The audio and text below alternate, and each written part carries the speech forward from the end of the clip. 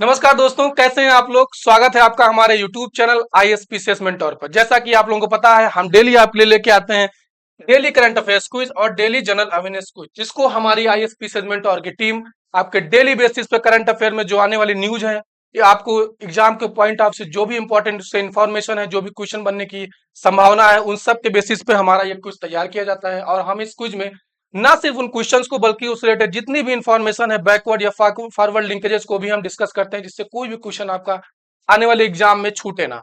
तो आज हम डिस्कस करेंगे 13 अगस्त का करंट अफेयर। देखते हैं अपना पहला क्वेश्चन क्या कह रहा है। With which country has India signed a customs cooperation arrangement in August 2024। क्या कह रहा है कि भारत ने अगस्त 2024 में किस देश के साथ सीमा शुल्क सहयोग समझौते पर हस्ताक्षर किया। किस पे? सीमा शुल्क सहयोग समझौता।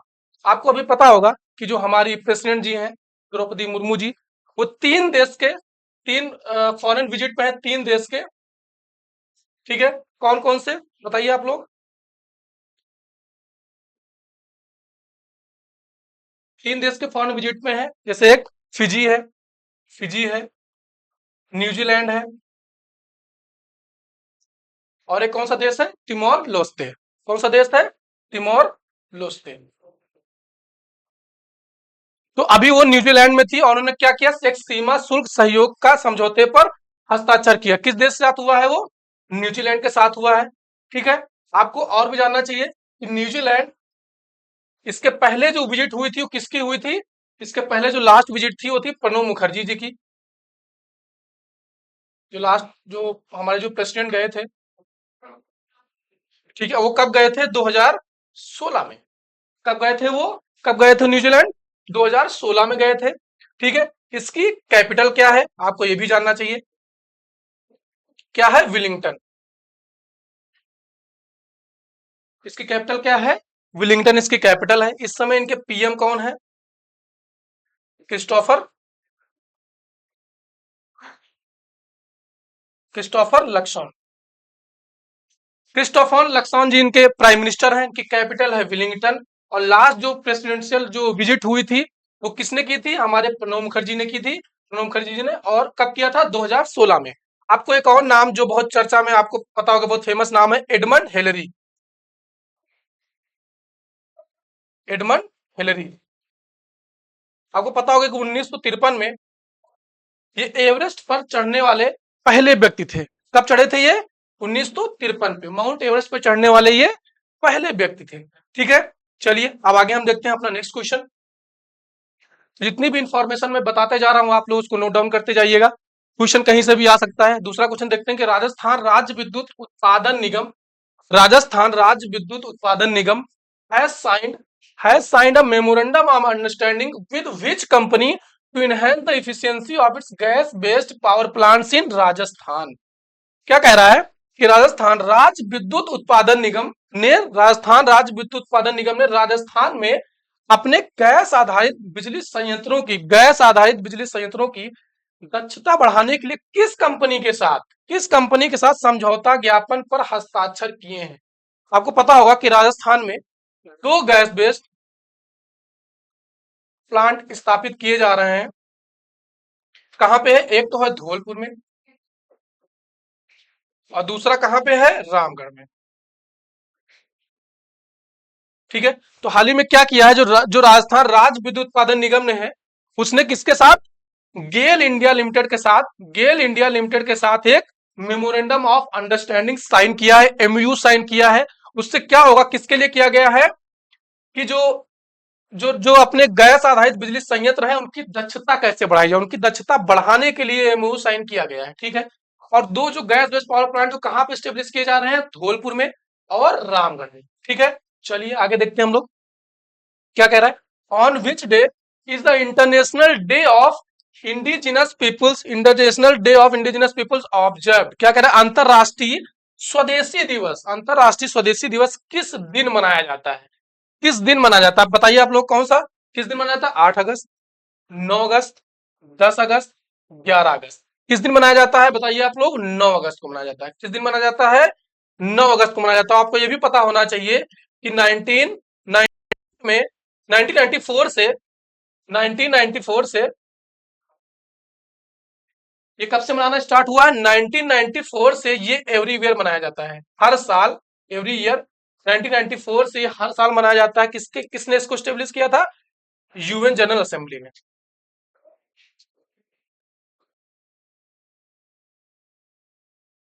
यूएन जनरल असेंबली ने इसको स्टेब्लिश किया था। और इसको 1994 से हर एक साल ये अंतरराष्ट्रीय स्वदेशी दिवस मनाया जाता है। ठीक है, आगे देखते हैं हम लोग। क्या कह रहा? Who will represent the Indian Olympic Association in Vinesh Phogat's case at the Court of Arbitration for Sport. ठीक है, क्या कह रहा है? खेल पंचायत न्यायालय में विनेश फोगाट के मामले में भारतीय ओलंपिक संघ, इंडियन ओलंपिक एसोसिएशन का प्रतिनिधित्व कौन करेगा? आप लोगों को पता होगा कि विनेश फोगाट जी को अभी सिर्फ महज 100 ग्राम वजन के लिए उनको ओलंपिक से बाहर कर दिया गया था। ठीक है, तो उसी के रिस्पेक्ट में पूछ रहा है कि उसी रिस्पेक्ट में केस है कि इनका कि कौन जो है इनके प्रतिनिधित्व कर रहा है। तो बताइए आप लोग कौन कर रहे हैं? मुकुल रोहतगी जी कर रहे हैं, फिर सिब्बल जी कर रहे हैं, हरीश साल्वे जी कर रहे हैं, फली नरीमन जी कर रहे हैं। कौन कर रहे हैं? हरीश साल्वे जी कर रहे हैं। आपको पता होगा बहुत बड़े लॉयर हैं, फिर बहुत सारे केस लड़े हैं। जैसे जैसे कि आप लोगों को पता होगा कि जो जैसे केस वोडाफोन का केस था, वोडाफोन का केस था, उसको इन्होंने लड़ा। जैसे सलमान खान जी का केस था, उसको इन्होंने लड़ा। ठीक है, तो देखते हैं आगे question. Indian men's hockey team von bronze medal. आपको पता होगा कि हाल ही में जो इंडियन मेंस हॉकी टीम ने एक ब्रॉन्ज मेडल जीता है, उसी ने पूछा है in Paris Olympics who is the captain of team. क्या कह रहा है? भारतीय पुरुष हॉकी टीम ने पेरिस ओलंपिक में कांस्य पदक जीता है, इसी टीम का कप्तान कौन है? क्या कह रहा है? इस टीम का कप्तान कौन है? बताइए आप लोग कौन है? मनदीप सिंह, हार्दिक सिंह, गुरजंत सिंह, हरमनप्रीत सिंह। कौन है? सबको पता होगा कि हरमनप्रीत सिंह इसके कैप्टन है। ठीक है, और किसके किसके बीच में ये हुआ था, जो जिसमें ब्रॉन्ज मेडल जीता था? इंडिया और स्पेन के बीच में। कई बार ये भी पूछ लिया जाता है। तो ब्रॉन्ज मेडल जो जीता था इंडिया ने, किसके किसके अगेंस्ट था? वो स्पेन के अगेंस्ट था। ठीक है, चलिए देखते हैं अपना नेक्स्ट क्वेश्चन। क्या कह रहा है? Which campaign has prime minister Narendra Modi asked citizen to participate in as India prepares to celebrate its 78th independence day. क्या कह रहा है कि भारत अपनी 78वीं स्वतंत्रता दिवस की तैयारी के तहत प्रधानमंत्री नरेंद्र मोदी ने नागरिकों से किस अभियान में भाग लेने की अपील की है? आप लोग पता होगा अभी इंडिया 78वां इंडिपेंडेंस डे सेलिब्रेट करने जा रहा है 15 अगस्त 2024 को। तो हमारे उसी के रिस्पेक्ट में पूछ रहा है कि हमारे जो प्रधानमंत्री जी ने किस अभियान में भाग लेने की अपील की है? बताइए आप लोग। स्वच्छ भारत मिशन, स्वच्छ भारत अभियान, स्वच्छ भारत, हर घर तिरंगा और डिजिटल इंडिया ड्राइव। ठीक है, किसमें किया गया है? हर घर तिरंगा में। हर घर तिरंगा को क्यों सेलिब्रेट किया जाता है? इसमें जो भी हमारे स्वतंत्रता आंदोलन में जो भी लोगों ने अपनी बलिदान दिया है, जो भी हमारे जो फ्रीडम फाइटर्स रहे, उनकी रिस्पेक्ट में उनको याद करने के लिए ये हर घर तिरंगा मनाया जाता है। और इसको कब से स्टार्ट किया गया था? इसका कब से स्टार्ट किया गया था? इसको 2022 से स्टार्ट किया गया था। इसका जो फर्स्ट फेज था 2022 में था, और ये कौन सा है? इसका थर्ड फेज है। और इसी के साथ में एक और जो है मिशन लॉन्च किया गया। क्या नाम है उसका? क्या नाम है उसका? एक पेड़ माँ के नाम। कौन सा कैंपेन है वो? एक पेड़ माँ के नाम। पेड़ माँ के नाम। तो ये दो जो जो प्रोग्राम है, ये दो जो मिशन है, इनको लॉन्च किया गया है। और जो प्रधानमंत्री जी ने इसमें सबसे मेन है, जो कौन सा है? हर घर तिरंगा। ठीक है, आगे देखते हैं हम लोग कि which state in India recently inaugurated the Indo American chamber of commerce first centre of excellence for MSME. क्या कह रहा है? भारत के किस राज्य ने हाल ही में Indo American chamber of commerce के एमएसएमई के लिए पहले उत्कृष्टता केंद्र का उद्घाटन किया है? किस किस राज्य ने किया है? बताइए आप लोग। महाराष्ट्र, गुजरात, कर्नाटका, तमिलनाडु। किस स्टेट ने किया है? गुजरात ने किया है। किस स्टेट ने किया है? गुजरात ने किया। और किसने इनोग्रेट किया है? वहां के जो सीएम है भूपेंद्र पटेल जी, उन्होंने इसको किया है। ठीक है, और इसमें क्या किया जाएगा? कि जो जो भी एमएसएमई है उनको ये स्किल प्रोवाइड की जाएगी और उनकी कैपेसिटी बिल्डिंग की जाएगी, ताकि वो ग्लोबल लेवल पे कैसे उनकी बढ़े और कैसे उनका एक्सपोर्ट को इनहेंस किया जाए, एक्सपोर्ट को प्रमोट किया जाए, उस पे इसमें काम किया जाएगा। ठीक है, उसके लिए ये बनाया गया। अगला देखते हैं हम लोग क्वेश्चन कि which organisation has developed the lightest bullet proof jacket with with the front hard armour panel. क्या कह रहा है, किस संगठन ने फ्रंट हार्ड आर्मर पैनल के साथ सबसे हल्का बुलेट प्रूफ जैकेट विकसित किया? आपको पता होगा कि एक ही ऑर्गेनाइजेशन है जो इसमें काम करता है। आपको पता होगा, अगर आप असेंबली इन्वेंट कर सकते हैं, इसरो तो करता नहीं है, भेल भी नहीं करता है, एचएल भी नहीं करता है, हिंदुस्तान एरोनॉटिक्स लिमिटेड, ये तो एयरप्लेन बनाता है। तो कौन सी ऑर्गेनाइजेशन है? डीआरडीओ, जो डिफेंस के सेक्टर में जो भी काम होता है वो कौन सी ऑर्गेनाइजेशन करता है? डीआरडीओ। तो डीआरडीओ ने ही ये lightest bullet proof jacket with front hard armour panel को डेवलप किया है। ठीक है, आगे देखते हैं हम लोग क्या कह रहा है। India will soon open a consulate in which city in New Zealand to facilitate the diaspora. अभी हमने बताया था कि हमारी जो प्रेसिडेंट जी हैं द्रौपदी मुर्मू जी, वो फॉरेन विजिट पे हैं 3 देश की। तो उसी के रिस्पेक्ट में पूछ रहा है कि भारत जल्द ही प्रवासी भारतीयों की सुविधा के लिए न्यूजीलैंड के किस शहर में वाणिज्य दूतावास खोलेगा? किस शहर में खोलेगा? ऑकलैंड, वेलिंगटन और क्राइस्टचर्च और हैमिल्टन। किसमें खोलेगा? ऑकलैंड में। किसमें खोलेगा? कहां पे खोलेगा? ऑकलैंड में एक वाणिज्य दूतावास खोलेगा। ठीक है, आगे देखते हैं हम लोग। What depth did the recent IODP ocean drilling project reach beneath the Atlantic seabed? क्या अगर हाल ही में आईओडीपी महासागर ड्रिलिंग परियोजना अटलांटिक समुद्र तल के नीचे कितनी गहराई तक पहुंची? अभी क्या हुआ है कि जो ड्रिलिंग चल रही है, ड्रिलिंग उसमें किस लिए ड्रिलिंग हो रही है कि जो अर्थ को समझा जाए कि अर्थ कैसे इवॉल्व हुई है, कैसे उसमें लाइफ आई है। ठीक है, उसके मेंटल क्रस्ट कोर को समझा जाए, उसको जियोलॉजिकल इवोल्यूशन को समझा जाए, तो उसके लिए ये ड्रिलिंग चल रही है। तो अभी एक रिकॉर्ड तोड़ जो गहराई तक पहुंचा, कितनी है आप लोग बताइए? 1940 फीट, 7160 फीट, 2530 फीट और 5470 फीट। कितना पहुंचा है? 4160 फीट। कितना पहुंचा है? 4160 फीट। ठीक है, आगे देखते हैं हम लोग। और जो ये है इंटरनेशनल क्या बोलते हैं? आईओडीपी। एक सेकंड इसको देख लेते हैं थोड़ा सा। International ocean discovery programme. ये आईओडीपी क्या है? इंटरनेशनल ओशन डिस्कवरी प्रोग्राम है। कब लॉन्च किया गया था? 2013 में लॉन्च किया गया था। 2013 में लॉन्च किया गया था। जैसा कि मैंने बताया कि इसमें क्या किया जाएगा, जो अर्थ का इवोल्यूशन कैसे हुआ है, उसकी क्रस्ट, मेंटल कोर, उसको समझने के लिए, कैसे लाइफ आई है अर्थ पे, उन सब को समझने के लिए इसको ये परियोजना, ये जो है जो ड्रिलिंग प्रोजेक्ट है, ये काम कर रहा है। ठीक है, आगे देखते हैं हम लोग। मैप ऑफ दे भारत देखते हैं इसमें हम लोग। इसमें देखेंगे हम लोग सुक्ता जिंडोर। क्या कह रहा है? सुक्ता गिंडोर एक साइट है, आपको पता होगा, एक इंडस वैली साइट है। Is an archaeological site of Indus valley civilisation located on Iran border in current Balochistan province of the Pakistan. कहां पे है ये? क्या कह रहा है कि सुक्त गेंडौर सिंधु घाटी सभ्यता का एक पुरातत्व स्थल है जो पाकिस्तान के वर्तमान बलूचिस्तान प्रांत में ईरान सीमा पर स्थित है। कहां पर है? ईरान सीमा पर। कहां पर है ये? पाकिस्तान के बलूचिस्तान प्रांत में। ठीक है, ये इंडिया में नहीं, याद रखना। ठीक है, और it is considered to be the western most site of the Indus valley civilisation. क्या कह रहा है? यह सिंधु घाटी सभ्यता का सबसे पश्चिमी स्थल है। कौन सा है? सबसे पश्चिमी स्थल है ये। ठीक है, आगे देखते हैं हम लोग। क्या कह रहा है? सुक्त गेंडोर की खोज 1875 में मेजर एडवर्ड मॉकलर द्वारा एक छोटे पैमाने पर खुदाई में की गई थी। किसने इसकी खोज की थी? 1875 में मेजर एडवर्ड मॉकलर। किसने किया था? मेजर एडवर्ड मॉकलर ने किया था। ठीक है, और क्या कह रहा है? It is located on Makram Makran coast near Gwadar on Iran border around 55 kilometre from the shore of Arabian Sea on the bank of 10 rivers. क्या कह रहा है कि यह ईरान सीमा पर ग्वादर के पास मकरान तट पर स्थित है। कहां पर स्थित है? मकरान तट पर स्थित है, जो अरब सागर के तट से लगभग 55 किलोमीटर दूर 10 नदी के किनारे। कौन सी है?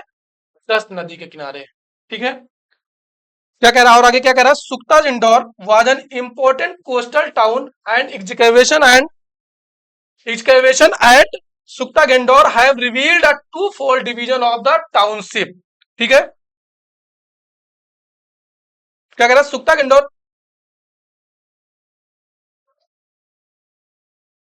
गंडौर एक महत्वपूर्ण तटीय शहर था और सुक्ता गंडौर में खुदाई से बस्ती के Sukta Gandor was an important coastal town and excavation and Sukta Gandor have revealed a twofold division है यहाँ पे टाउनशिप में, इसमें टू फोल्ड डिवीजन पाया गया है इस साइट में। ठीक है, आगे देखते हैं हम लोग कि it was originally a port and later cut off from the sea due to coastal upliftment.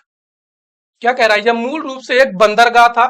क्या था, एक पहले एक बंदरगाह हुआ करता था जो बाद में तटीय उत्थान के कारण समुद्र से कट गया। तटीय उत्थान जैसे आपको पता होगा कि इंडो जेनेटिक फोर्स से अपलिफ्टमेंट कई बार होता है, तो उसके कारण समुद्र से कट गया। ठीक है, और it is believe that Sukta Gandor might be on the trade route from Lothal in Gujarat to Mesopotamia and was probably heavily involve in the fishing trade similar to that which exists today in the coast along Balochistan. क्या कह रहा है, ऐसा माना जाता है कि सुक्त गंडौर गुजरात के लोथल से, गुजरात का जो लोथल एक साइट है आपको पता होगा गुजरात में, से मेसोपोटामिया तक के व्यापार मार्ग में हो सकता है। क्या मतलब, जो लोथल से मेसोपोटामिया का जो व्यापार होता था वो इसी के थ्रू हो सकता है, ऐसा माना जाता है। और संभवतः बलूचिस्तान के तट पर आज मौजूद मछली पकड़ने के व्यापार में भारी रूप से शामिल था। मतलब जो आज एग्जिस्ट कर रहा है कि बलूचिस्तान कोस्ट पे जो फिशिंग ट्रेड है उसमें ये हेवली इन्वॉल्व था। ठीक है, फिशिंग ट्रेड में। ठीक है, अगला हम देखते हैं मैप ऑफ द वर्ल्ड। ठीक है, क्या कह रहा है, जो अमेजॉन फॉरेस्ट है, अमेजॉन फॉरेस्ट है उसके बारे में है ये आज। क्या कह रहा है, these are the world's largest tropical rain forest occupying the drainage basin of the Amazon river and it tributaries in north south America. क्या कह रहा है, ये दुनिया के सबसे बड़े उष्णकटिबंधीय वन है। ये दुनिया के सबसे बड़े उष्णकटिबंधीय वर्षा वन है। ठीक है, याद रखना आप लोग, कौन से, अमेजॉन फॉरेस्ट, जो उत्तरी दक्षिण अमेरिका में अमेजॉन नदी और उसकी सहायक नदियों के जल निकासी बेसिन पर कब्जा करते हैं। कहां पे है ये, अमेजॉन नदी और उसकी सहायक नदियों के जल निकासी बेसिन पे इसका पूरा रीजन है। ठीक है, as of 2021 the Amazon had 74% of its area covered by tropical rain forest and 9% of other natural vegetation types. कह रहा 2021 तक अमेजन का लगभग 74% क्षेत्र उष्णकटिबंधीय वर्षावनों और 9% अन्य प्राकृतिक वनस्पति प्रकारों से ढका हुआ था। ठीक है, क्या कह रहा है और आगे क्या कह रहा है, they are home to nearly a fifth of the world's land species. ठीक है, एंड ओवर 45 मिलियन पीपल। क्या कह रहा है, ये दुनिया की लगभग 5वीं भूमि प्रजातियों और 45 मिलियन से अधिक लोगों का घर है। क्या कह रहा है, ये दुनिया के लगभग पांचवी जो है भूमि प्रजातियों और 45 मिलियन लोग यहाँ पे रहते हैं। ठीक है, क्या कह रहा है, the rain forest of the Amazon is home to 4 to 500 indigenous Amerindian tribes. क्या कह रहा है, अमेरिका का जो अमेजॉन का वर्षा वन है वह लगभग 400 से 500 स्वदेशी अमेरिडियन जनजातियों का घर है। कौन सी, अमेरिडियन जनजातियों का घर है। ठीक है, ये जनजाति आपको याद रखनी है। It is the source of 20% of the oxygen used by the planet. आप यहां से इसका रेलिवेंस, इसका क्या इंपॉर्टेंस है, क्या सिग्निफिकेंस है, समझ सकते हैं कि अमेजॉन फॉरेस्ट हमारे लिए कितना इंपॉर्टेंट है। ये ग्रह द्वारा जो हमारा अर्थ है उपयोग की जाने वाली लगभग 20% ऑक्सीजन का स्रोत है। 20% जो ऑक्सीजन है वो कहां से आती है, इसी अमेजॉन फॉरेस्ट से आती है। ठीक है, क्या कह रहा है, tropical forest are closed canopy forest growing with in 28 degrees north and south of the equator. इसका लोकेशन क्या कह रहा है कि उष्णकटिबंधीय वन भूमध्य रेखा के उत्तर और दक्षिण में 28 डिग्री के भीतर उगने वाले बंद छत वाले वन है। तो क्या इनका location 28 degree north and south. ठीक है, आगे क्या कह रहा है, they are very wet places receiving more than 200 centimetre rainfall per year either seasonally और थ्रू आउट द ईयर। ये बहुत ही गीले स्थान है जहां प्रतिवर्ष 200 सेंटीमीटर से अधिक वर्षा होती है। कितनी वर्षा होती है, 200 सेंटीमीटर से अधिक, या तो मौसमी रूप से या फिर पूरे वर्ष होती है। ठीक है, या लगभग पूरे वर्ष ही वर्षा होती है, लगभग 200 सेंटीमीटर से अधिक वर्षा होती है। ठीक है, और क्या कह रहा है, temperature are uniformly high between 20 degree centigrade and 35 degree centigrade. क्या कहता है, तापमान समान रूप से उच्च होता है लगभग 20 डिग्री और 35 डिग्री के बीच। ठीक है, आगे देखते हैं जनरल अवेयरनेस क्विज में। GAIL to optimise RVUN gas based power plant, अभी हमने देखा था इसके पहले क्वेश्चन में, in Rajasthan. In context the same tell us when was the Rajasthan Rajya Vidyut Utpadan Nigam setup. क्या कह रहा है, गेल राजस्थान में RVUN गैस आधारित बिजली संयंत्र का अनुकूलन करेगा। उसी के संदर्भ में हमें बताएं कि राजस्थान राज्य विद्युत उत्पादन निगम की स्थापना कब की गई। बताइए कब की गई, 2000 में, 2004 में, 2006 में, 2008 में। कब की गई, 2000 में की गई थी। कब की गई थी, 2000 में की गई थी। चलिए आगे देखते हैं हम लोग। क्या कह रहा है, India New Zealand sign bilateral custom cooperation agreement. अभी हमने डिस्कस किया था, जो फॉरेन विजिट पे थी हमारी प्रेसिडेंट जी, एक साइन किया bilateral custom cooperation agreement in context the same tell us which of the following statement about New Zealand is correct. Which of the following statement about New Zealand, New Zealand के बारे में कुछ statement है, उनके बारे में बात कर रहा है कि New Zealand is an archaeology located in the North Atlantic Ocean. ठीक है, आई कह रहा the flightless bird kiwi is found in New Zealand and as well as in Australia. तीसरा कह रहा है कि Edmund Hillary the first person to climb Mount Everest was from New Zealand. इसको हम पहले डिस्कस कर चुके हैं। ठीक है, वही कह रहा है कौन सा स्टेटमेंट्स में करेक्ट है। और क्या कह रहा है, New Zealand gained independence from France in 1947। तो कौन सा स्टेटमेंट सही, जैसे मैंने पहले भी डिस्कस किया था कि एडमंड हिलरी, ठीक है, द फर्स्ट पर्सन है जो उन्होंने माउंट एवरेस्ट पर चढ़ाई की थी। ठीक है, वो न्यूजीलैंड से बिलोंग करते हैं। और क्या कह रहा है, ये कहां पे है, नॉर्थ अटलांटिक ओशन में, जो कि कहां पे है, ये साउथ वेस्ट पैसिफिक ओशन में। न्यूजीलैंड कहां पे है, साउथ वेस्ट पैसिफिक ओशन में है, नॉर्थ अटलांटिक ओशन में नहीं है। और क्या कह रहा है, फ्लाइटेस्ट जो बर्ड है kiwi is found in New Zealand as well as Australia. ये ऑस्ट्रेलिया में नहीं पाई जाती है। ये क्या कह रहा है कि दोनों में पाई जाती है। उड़ने में असमर्थ पक्षी की कीवी न्यूजीलैंड के साथ साथ ऑस्ट्रेलिया में पाई जाती है। ये सिर्फ न्यूजीलैंड में पाई जाती है, ये ऑस्ट्रेलिया में नहीं पाई जाती है। ठीक है, चलिए। और न्यूजीलैंड जो गेन इंडिपेंडेंस फ्रॉम फ्रांस नहीं, कहां से किया था, ब्रिटेन से, यूके से इसने इंडिपेंडेंस प्राप्त की थी, और जिसकी कोई डेट एज सच नहीं है।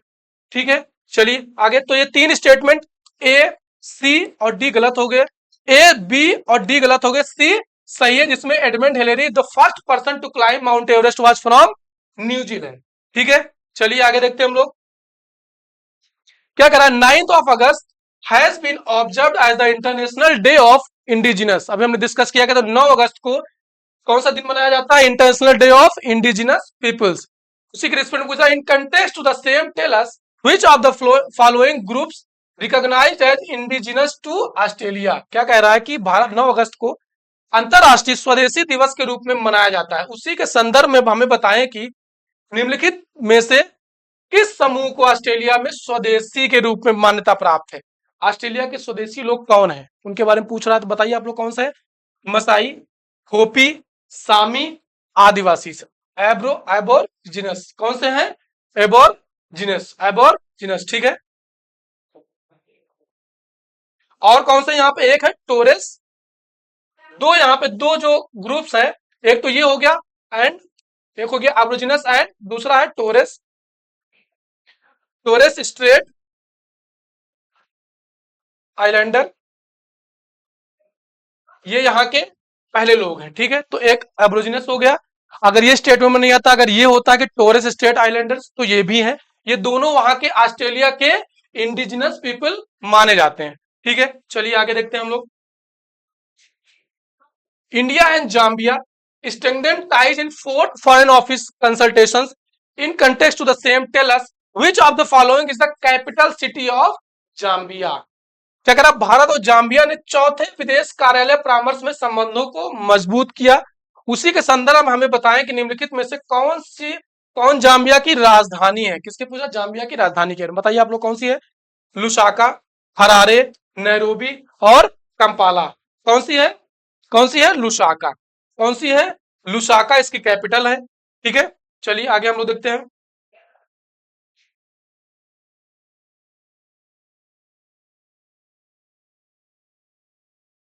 क्या कह रहा है, scientist till deepest rock sample from earth mantle in context the same tell us which of the following is not characteristic of earth mantle. अभी हमने बताया था, इसके पहले भी हमने डिस्कस किया था, वैज्ञानिकों ने पृथ्वी के मेंटल में सबसे गहरे चट्टान के नमूने की खुदाई की है। ठीक है, उसी के संदर्भ में बताएं कि निम्नलिखित में से कौन सी विशेषता पृथ्वी के मेंटल की नहीं है। मेंटल के बारे में पूछ रहा है। क्या कह रहा है, रिच इन सिलिकेट मिनरल्स, आपको पता होगा, जैसे हम पढ़ते हुए सियाल, सीमा और निफेड।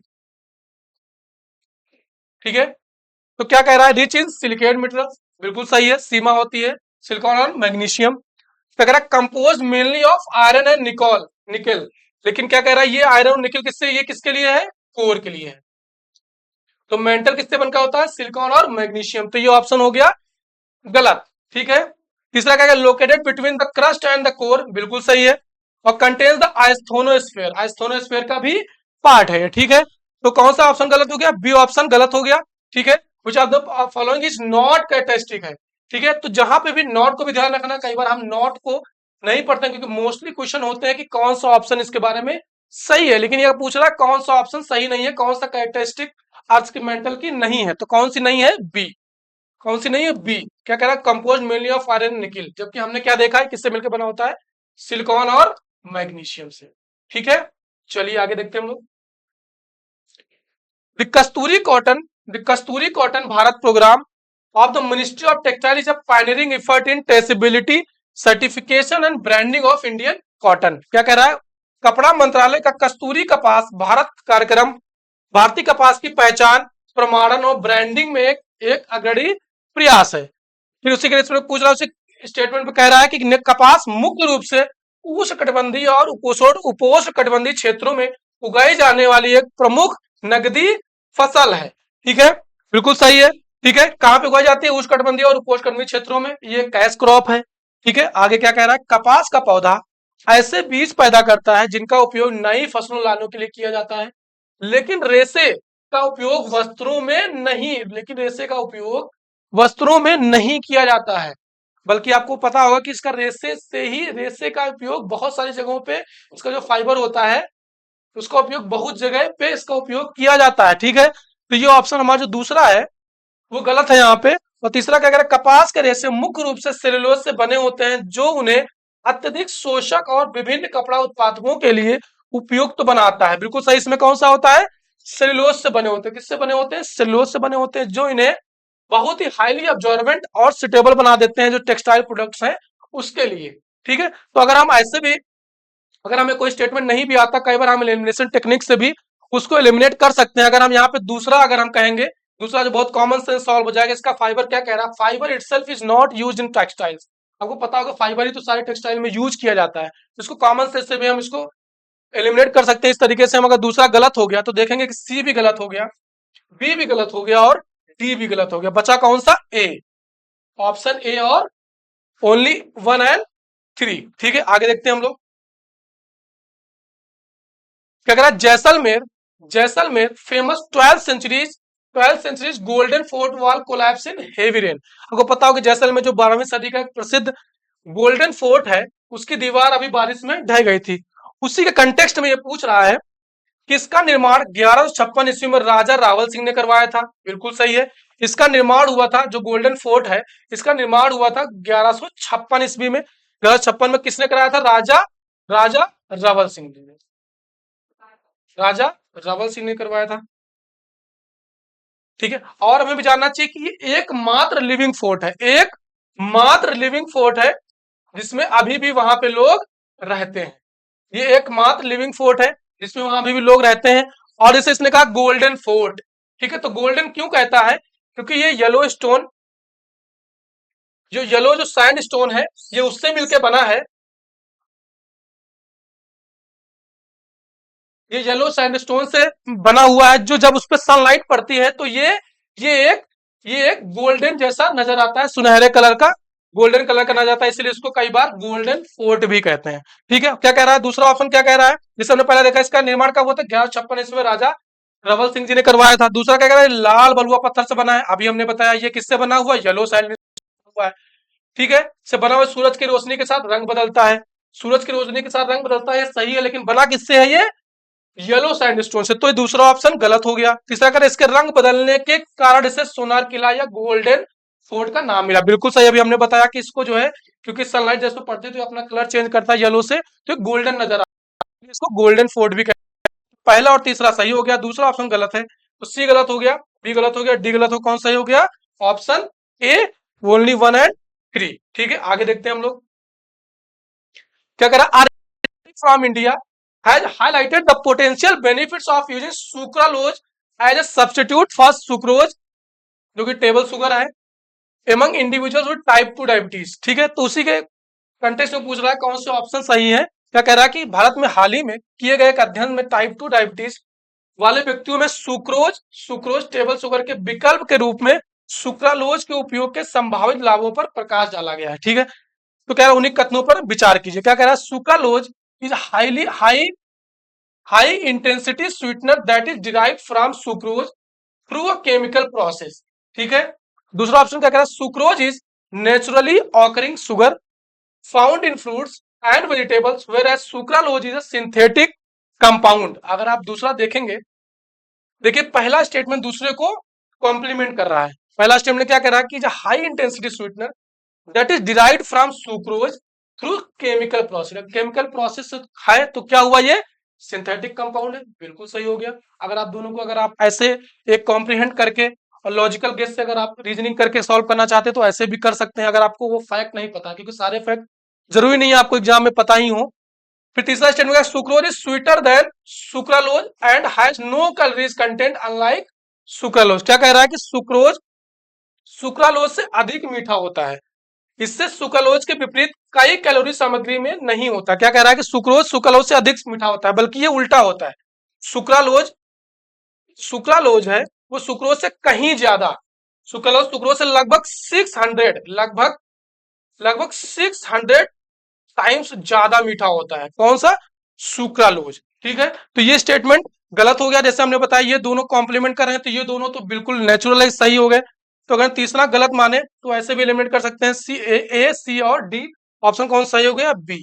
ठीक है, सुक्रालोज सुक्रोज से लगभग 600 टाइम्स जो है ये मीठा होता है। ठीक है, चलिए आज के लिए इतना ही है। इन सब की पीडीएफ, जैसे कि मैं हर वीडियो में बताता हूँ, इन सब की पीडीएफ हमारे टेलीग्राम चैनल पर प्रोवाइड करा दी जाती है। उसका लिंक हमारे डिस्क्रिप्शन बॉक्स में प्रोवाइड करा दी जाती है। अगर आपको कोई भी कंफ्यूजन है, कोई भी डाउट है, कोई भी समस्या है, आप उसको हमारे कमेंट सेक्शन में बता सकते हैं, या उसके लिए हमारा एक 1-to-1 मेंटोरशिप प्रोग्राम है जिसकी भी लिंक हमारे डिस्क्रिप्शन बॉक्स में प्रोवाइड करा दी जाती है। आप वहां से उसको ज्वाइन कर सकते हैं और हमारे जो मेंटोर है उनसे जुड़ सकते हैं। अगर आपको कोई भी समस्या है, जो भी है, आप उससे हमारे जो मेंटोर है आपसे कनेक्ट करेंगे और जो भी आपकी समस्या, जो भी कंफ्यूजन है, उसको दूर करने की पूरी कोशिश करेंगे। आज के लिए इतना ही। थैंक यू, धन्यवाद।